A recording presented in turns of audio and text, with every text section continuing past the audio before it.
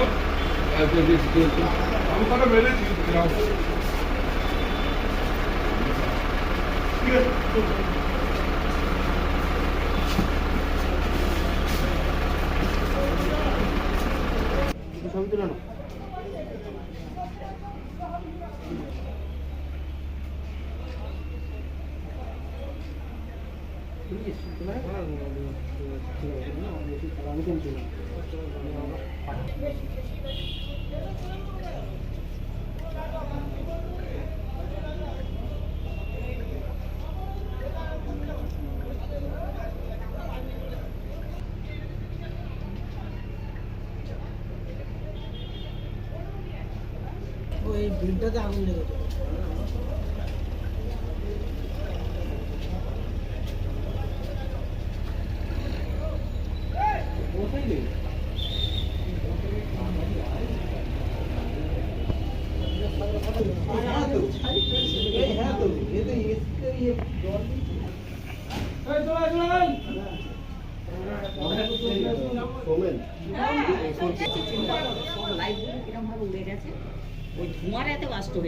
গ্যাসে তো জানলা ভান্না খোলা ছিল তোমার?